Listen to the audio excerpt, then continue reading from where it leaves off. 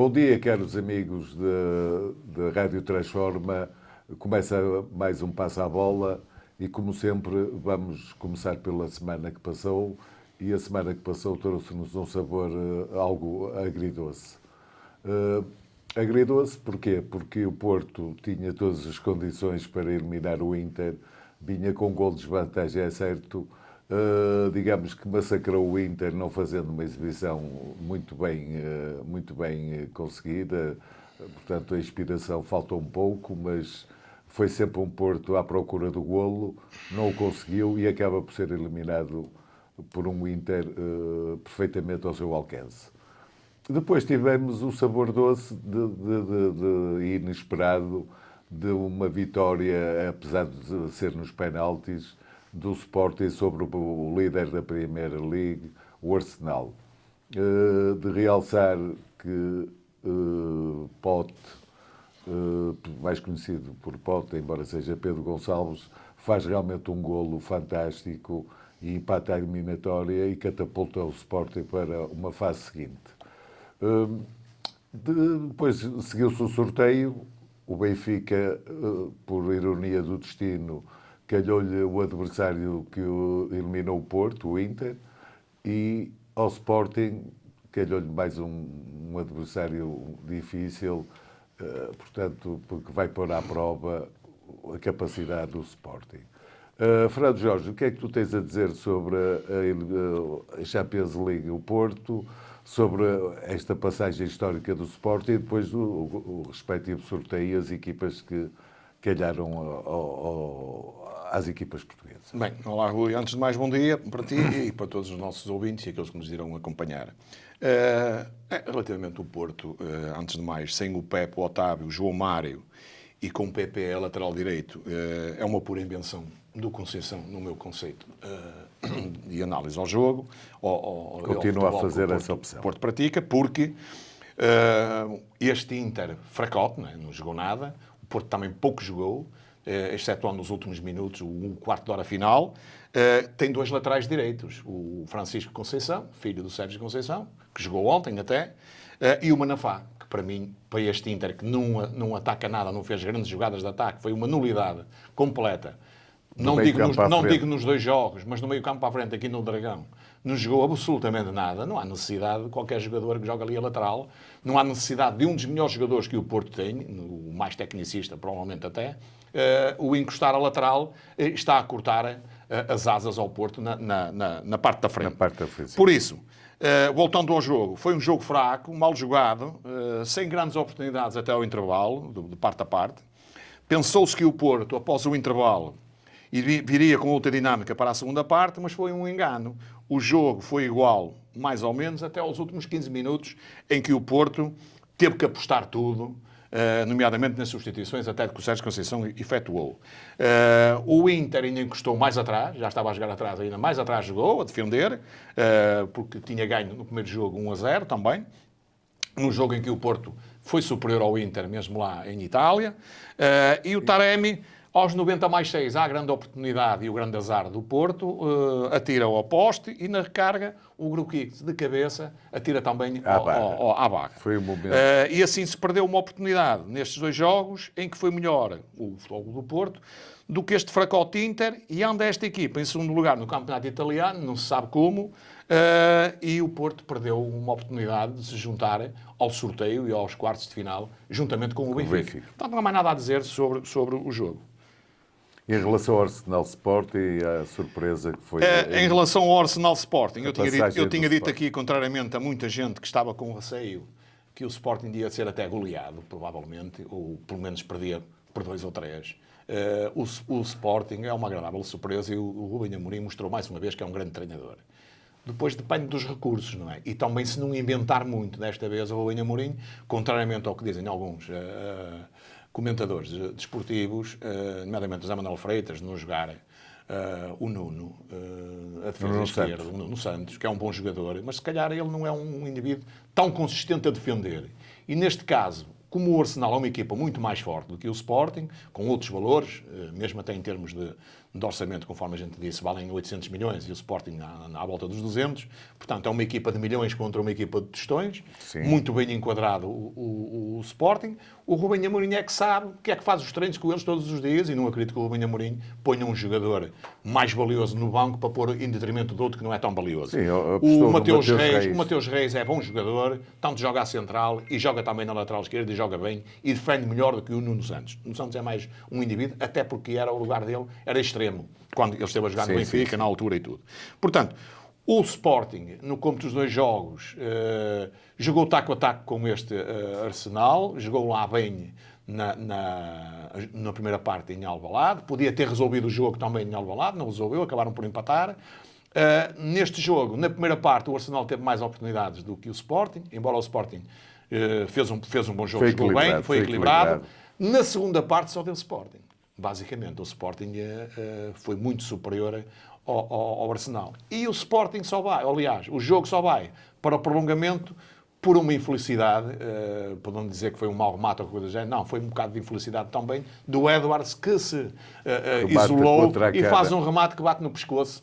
Entre o pescoço e a cara do guarda-redes. Portanto, nem sequer foi uma defesa do guarda-redes. Mas era uma defesa, e, portanto, era uma oportunidade aos 76 minutos, o Sporting teve a grande oportunidade do desafio de resolver a eliminatória, provavelmente, não é? E não ir a prolongamento. No prolongamento, isto claro com algumas perdas e algumas boas defesas do Adam, uma grande defesa também, e depois vão para o prolongamento. No prolongamento contava-se um jogo já mais cansado, com menos velocidade, de parte a parte, melhor o Arsenal no prolongamento do que o próprio Sporting, não marcaram golos, quer um, quer outros, e foram para os penaltis.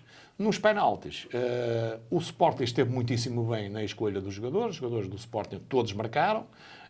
Os jogadores do Arsenal, o último falhou numa grande defesa do Adam, que se redimiu, provavelmente o Sporting, ainda poderia estar eventualmente na Champions League, se não fosse o guarda-redes. Neste jogo, o guarda-redes foi um dos melhores em campo, esteve muitíssimo bem, e portanto levou o Sporting. A dizer sobre o golo que foi visto por todo o mundo do Pedro Gonçalves? Sim, o Pedro Gonçalves, o Arsenal marcou logo muito cedo aos 19 minutos e o Pedro Gonçalves depois empatou com um grande golo a cerca de 45 metros da baliza. É um golo que nem todos fazem, só ao alcance de alguns predestinados.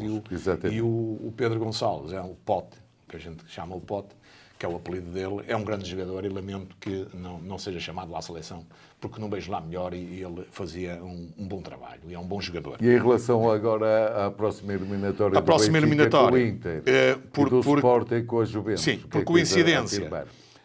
Temos duas equipas, quer o Benfica, quer o Sporting, o Benfica na Champions League e o Sporting na Liga Europa, ambos vão defrontar equipas italianas. E nós sabemos como é as equipas italianas. Acredito que o Benfica com o Inter, se o Inter jogar ao nível que jogou com o Porto, o que será mais difícil para o Benfica é marcar o primeiro golo. Depois de marcar o primeiro golo, não vejo o Inter com capacidade para travar este Benfica da maneira como este Benfica joga, que vamos falar já mais à frente, até na frase que pusemos desta semana. Depois temos o Benfica, calhou, foi um bom sorteio no que se refere ao Benfica, porque não agarrou, para mim, as equipas mais difíceis, que eram o Manchester e o Bayern. E depois ainda terá uma sequência, exatamente, o Real Madrid. E depois ainda terá uma sequência do Milão com o Nápoles, que um destes sairá, e mais uma equipa italiana, que se o Benfica passar, os irá defrontar. Portanto, o Benfica tem tudo, na minha opinião, em aberto, a jogar a este nível, em aberto, para pelo menos ir à final, e depois, numa final, é sempre um resultado imprevisível, porque é um jogo e tudo pode acontecer. E o Benfica jogar desta maneira é um adversário difícil para qualquer adversário, seja o Milão, seja o Nápoles, seja o Bayern, etc. E o Sporting com a Juventus? O Sporting com a Juventus. A Juventus ontem ganhou no Inter, não sei. Sim, ontem ganhou no Inter, embora parece-me que houve lá uns desacatos, um penalti que não existe. O árbitro acho que não fez uma grande arbitragem. Segundo foi um jogo polémico. O Inzaghi, foi um jogo muito polémico, muito quesilento e tal, mas o Inter acaba por perder e eu não sei como é que este Inter consegue estar a jogar nos jogos que eu vi.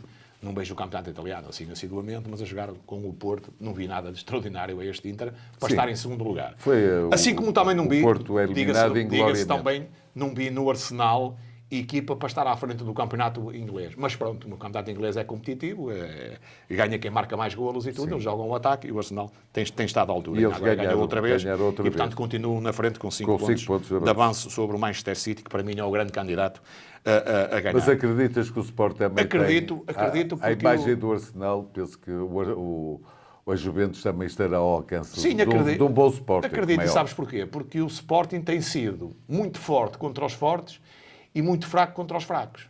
Quando devia ser o contrário, não é? Não sei se por desmotivação dos seus jogadores, uma vez que o campeonato já foi. O segundo lugar está difícil. Ganharam 2 pontos ontem, o Sporting, se ganhar ao Gil Vicente. Mas mesmo assim ainda está difícil, até mesmo para o terceiro lugar, que tem que ultrapassar o Braga ou o Porto. Portanto, o Sporting está um bocado desmotivado no campeonato, tem feito altos e baixos. Nestes últimos 6, 7 jogos tem jogado a um bom nível. A nível europeu tem jogado muito bem. O Sporting ainda podia, conforme eu disse, e volto a frisar, ainda podia estar, se não fosse o seu guarda-redes, provavelmente na Champions League ainda, porque tem feito bons jogos. Portanto, será um jogo 50-50 em que o Sporting vai mostrar, mais uma vez, que tem uma equipa bem afinada pelo seu treinador e que tem um grande treinador. E da Europa passamos para a Liga Portuguesa, que continuou este fim de semana e que tinha 2 jogos aliciantes, sobretudo o de Braga, o Braga-Porto, mas a ronda começava praticamente com o Benfica, Guimarães. O Guimarães tinha na primeira volta feito a vida difícil ao Benfica, previa-se um jogo mais equilibrado, mas é como nós dizemos na frase da semana, o Benfica este ano é como um carrossel, depois de começar a girar é muito difícil de parar. E foi isso que aconteceu. Os primeiros 10 minutos foram de um Benfica a começar expectante e a girar pouco a bola. A partir dos 10 minutos foi muito difícil ao Guimarães parar o Benfica e o Benfica acaba por golear o Guimarães. O que é que tu achas do Benfica? Como te pareceu este Benfica com o Guimarães? Já disseste quase tudo. Vou acrescentar só mais algumas notas e dizer que não é por acaso que já dissemos a semana passada, provavelmente as pessoas não ouviram ou não estiveram atentas, este Benfica este ano é um autêntico carrossel. E como toda a gente sabe, nos carrosséis, que toda a gente já andou, o carrossel começa por começar a andar muito devagarinho e depois atinge uma velocidade de cruzeiro e é difícil, porque a gente diz girar, e depois é difícil de parar. Este Benfica está exatamente igual. E porquê é que é um carrossel? Porque o Benfica jogou mais uma vez, e desta vez sem o melhor jogador do Benfica para mim, já disse isso antes de começar o campeonato, na pré-época, o Alsner, não era o Enzo é um grande jogador, não há que tirar mérito, era um grande jogador que já não está no Benfica, não se nota aqui é que está o verdadeiro carrossel e o grande trabalho do Roger Smith, que foi uma das grandes aquisições que o Benfica fez para este ano, atendendo que os jogadores são quase todos os mesmos, que estavam mais ou menos destinados, se calhar, até a abandonar o Benfica ou ir embora, João Mário, Gonçalo Ramos, etc. Poucos minutos teriam, António Silva ninguém o conhecia, Florentino esteve emprestado, 2 empréstimos, nada fez e está no Benfica em grande forma, quase todos eles. João Mário, um goleador, coisa que é um pouco anormal. É um pouco anormal, já passou pelos clubes todos, já marcou mais gols este ano no Benfica do que nesses clubes todos que passou. Né? E, portanto, este Benfica está bem trabalhado por Roger Smith e bem trabalhado por uma pessoa que é preciso também ter, que é muito importante, que é o preparador físico, que era não é preciso esquecer que este preparador físico que está com o Roger Smith era o preparador físico da seleção brasileira que ganhou 7-1, da seleção alemã, desculpem, que ganhou 7-1 ao Brasil. Não sei se estão lembrados desse jogo, em que eles foram completamente massacrados, o Brasil, quer fisicamente, quer até em termos de fio de jogo. Lá está. Este Benfica, sem o Alsner, Gonçalo Guedes, o Draxler já não joga mais, o Enzo, que já foi embora, foi vendido e tal, está de tal maneira bem oleado que faz lembrar aquela célebre frase que a gente diz assim: o Benfica, se não jogar o A, joga o Manel, se não jogar o B, joga o Joaquim, se não jogar o C, joga o André. E, portanto, nada se nota na equipa. Se calhar até se me mantessem a minha, aos 40 ou 50 minutos, lá para dentro, e me explicassem o que é que eu devia fazer, nem se notava que faltava o jogador A ou B ou C. Vai ser muito difícil derrubar este Benfica. A nível nacional, dificilmente o Benfica irá perder o campeonato, a não ser que haja uma catástrofe, já tínhamos dito isso. Esta semana, provavelmente, os comentadores todos vão falar nas bolas depois delas sair. É como o Euromilhões, não é? Depois delas sair é fácil de falar, difícil é prever antes. A nível europeu, o Benfica também continua a fazer uma boa saga e vamos ver que a continuar assim, muito dificilmente irá ser batido. Foi um em dois Benfica jogos. categórico. Portanto, foi um Benfica categórico, fez 5 golos, podia ter feito mais. O Guimarães fez o que pôde, até está a fazer um bom campeonato, também com o Moreno. O Benfica não o deixou, atendendo à velocidade e ao carrossel da maneira como joga. E a seguir ao Benfica Guimarães, tínhamos no dia seguinte, tivemos um jogo que decidia até eventualmente quem passaria para segundo lugar, uma vez que o Braga recebia o Porto, e se vencesse ultrapassava o mesmo Porto. Foi um jogo intenso, foi um jogo duro, foi um jogo leal também. As equipas mostraram que queriam ganhar, embora por vezes o futebol se tornasse confuso, uma vez que houve muita luta, muita disputa da posse de bola, e chegámos ao fim com oportunidades repartidas com um nulo. E daí o Benfica ter ficado mais folgado, uma vez que ganhou 2 pontos, quer ao Porto, quer ao Braga, que é segundo e terceiro lugar. O jogo, o que te parece? O resultado ajusta-se ao que se passou dentro das 4 linhas? Sim, eu fiz só aqui um pequeno resumo do jogo. O Porto até entrou bem, ao minuto 12 tem uma bola do Taremi, que praticamente se olhasse para a baliza teria feito o golo, tirou ao lado, não olhou para a baliza, não é? Portanto, o melhor começo do Porto. Foi um solo de pouca dura, porque depois o Braga começou a subir gradualmente de produção, teve 2 ocasiões que obrigou o Diogo Costa a mostrar-se, a remates do Bruma e aos 16 minutos do Abel Ruiz aos 18. Sim. O descontentamento do Sérgio Conceição não inventou desta vez com o PP lateral direito, então frise-se isto, e jogou o filho do Sérgio Conceição, o Rodrigo Conceição, mas depois tirou aos 39 minutos, portanto não estava o Galeno no banco, outra decepção para mim, ver o Galeno no banco, porque o Porto não tem banco à altura para substituir os melhores jogadores, e o Galeno estava em grande forma e é um bom jogador, dos melhores que o Porto lá tem. E, portanto, tenham que jogar os melhores, nomeadamente do Porto, que não podia perder este jogo. O Sérgio Conceição e não podia perder que a estes equipa pontos. não estava Exato. a corresponder. Depois, o descontentamento de Sérgio Conceição, com a exibição descolorida dos azuis e brancos, notou-se aos 39 minutos, quando trocou 2 logo de uma assentada, que não é normal no Sérgio Conceição, que geralmente faz as substituições depois do intervalo. Tirou o Rodrigo Conceição e o Grujic, e por o Eustáquio e o Galeno. E realmente o Porto equilibrou mais a partida, embora com sinal mais para o Braga. O início da segunda parte teve um Porto mais forte do que o Braga, de entrada, com o remate do Galeno para o Mateus Boar aos 50 minutos, basicamente. Depois teve o Ricardo Horta aos 55 minutos, falhar o bola por pouco, atirou a bola para a pouco. Mas era um bom pontapé. E depois de estar a atenção do Diogo Costa aos 66, mais uma grande defesa do Diogo Costa. Na reta final, o Evanilson dispôs da oportunidade mais flagrante, provavelmente, do desafio, tirando do Pizzi ao fim, em que podia ter feito o golo. A bola saiu mesmo dentro ao poste. Exatamente, e a bola saiu, e portanto não fez o golo, era 1-0. E neste tipo de jogo, entre as duas equipas, estava-se nitidamente a ver que quem marcasse iria ganhar o jogo, provavelmente. E o que dizer de Pizzi aos 88 minutos, que de baliza aberta, antes já tinha feito um remate sem nexo nenhum, sem necessidade nenhuma, e aos 88 minutos de baliza aberta quis fazer um passe, que nem sequer, alguns disseram que foi o Marcano que desviou o lance. Não, o Marcano não desviou bola nenhuma, porque ele atirou e nem sequer viu que não estava lá nenhum indivíduo do Sporting de Braga para empurrar. O Pizzi devia ter feito o golo, estava ali com classe, podia ter feito o golo ao fim. Portanto, um jogo em que perderam ambos, porque um dos piores resultados, claro, era perder uma das equipas, e o segundo resultado pior era as equipas empatar, porque iam perder 2 pontos, quer para o Benfica, que é o comandante, e agora aumentou para 10 pontos relativamente ao Porto, e ao Sporting de Braga também mais 2 pontos, e perderam pontos também relativamente ao Sporting, que encurtou as distâncias com 3 pontos para o Braga e 5 do Porto. O Porto irá agora receber em casa o Portimonense e depois vai ao Benfica e, portanto, pode ficar ali o Sporting mais aproximado se ganhar no Gil Vicente. O treinador do Braga disse aquilo que toda a gente, e que já falámos aqui, já a antecipar, que realmente o Benfica vai ser difícil de alcançar até ao fim do campeonato, Sérgio Conceição, mais uma vez, tenho aqui um recado para ele, mais uma vez não aparece na conferência de imprensa, porque é um treinador que poderia ir longe, mas é um treinador que, não sabendo perder, provavelmente não irá ser um grande treinador no futuro. É a minha opinião.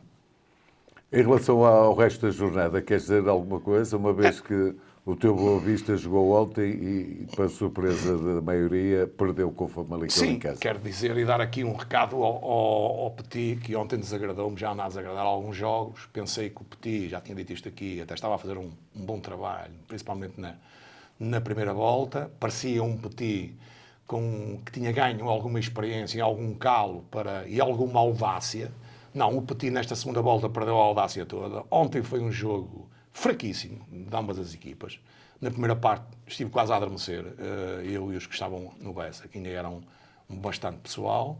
O Petit foi bastante assobiado no fim, perdeu porque o Petit é como aqueles jogadores de sueca que sai, toda a gente sabe que a sueca joga-se com trunfos e sem trunfos, e quando a gente tem 4 ou 5 trunfos ou 6, deve jogar ao ataque, ou seja, com mais audácia. O Petit não, guarda os trunfos todos para jogar no fim. E portanto o Boa Vista, depois de estar a perder por 2-0, o Petit começou a fazer umas apostas em jogadores que deviam ser titulares, porque são os melhores na minha ótica, o caso do Gorré e outros. E ainda conseguiu o Ibrahim, não sei como é que não joga, jogou lá um japonês, que ainda ontem estava lá a dizer aos sócios do Boa Vista, como é que é possível? Eu com esta idade jogo mais do que ele.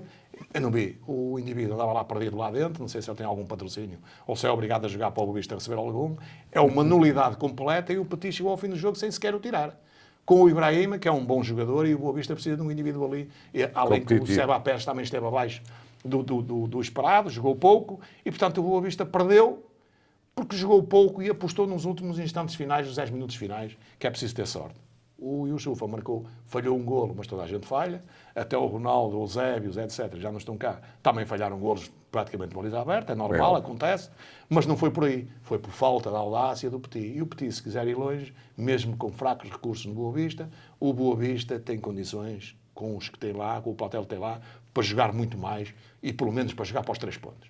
Porque ninguém de nenhum clube, mesmo que o clube seja fraco, não tenha grandes jogadores, mas chegar ao fim e ver que os jogadores jogaram ao ataque, jogaram sem medo e perderam o jogo, toda a gente reconhece que o treinador fez alguma coisa, é um treinador audaz, ofensivo, etc. No Petit é o contrário. É um treinador medroso, é um treinador pouco audacioso e, portanto, vai perder muitos jogos. Ganhou alguns este ano, com alguma felicidade, perdeu outros por azelice e falta de audácia. E, portanto, e o mais grave ainda é que o Boa Vista e o Famalicão, atendendo a que os 3 últimos, o Marítimo, o Santa Clara e o Paços de Ferreira, basicamente vão discutir ali os 3, muito difícil, podem agarrar o Estoril, que tem 22 pontos, ainda não está a SAF, e o Portimonense também, que tem 26, porque perdeu também, e ainda bem, porque era uma das equipas que eu já disse aqui, e volto a frisar que gostava de ver ir para a segunda divisão, juntamente com o Marítimo. Vai ser difícil, pelo menos, o Portimonense, o Marítimo provavelmente vai para lá.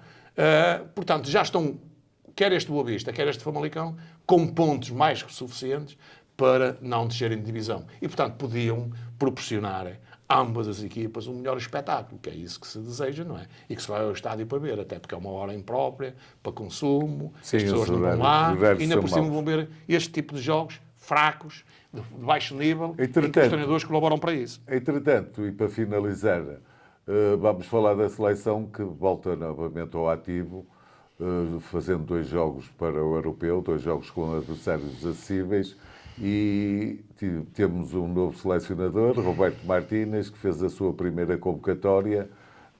No geral, pouco mexeu no que tinha acontecido no Mundial. O que é que tu achaste da convocatória do Roberto Martínez e sobre os jogos que se avizinham, que a priori são bastante acessíveis? Ora bem, relativamente à convocatória, com estes ou com menos estes ou outros, o importante é ver qual é a tática e a dinâmica do jogo da Seleção Nacional. Agora, 6 defesas centrais e ainda Pepe, que até está lesionado, é que não se percebe. Mas vamos aguardar para ver como é que é o esquema tático da seleção. Agora, o que eu não consigo entender é que devem ir para lá os melhores jogadores, independentemente de serem do Benfica, do Porto, do Sporting, os melhores jogadores e aqueles jogadores que estão em forma. E não lugares cativos da seleção, como estão lá alguns, que nem sequer estão a jogar, são suplentes noutras equipas, e nós temos aqui jogadores em grande forma. Eu vou frisar aqui dois, por exemplo, que tinham lugar na seleção já há bastante tempo. O Pedro Gonçalves do Sporting não tem lugar nesta seleção. Nunca teve, nem com o Fernando Santos, nem com este agora. O Florentino, que está a jogar em grande no Benfica, está recuperado, está a fazer grandes jogos e tudo, não tem lugar, em detrimento de outros que andam suplentes e nem jogam. Quer dizer, vamos aguardar nestes dois jogos, que são jogos fáceis para Portugal.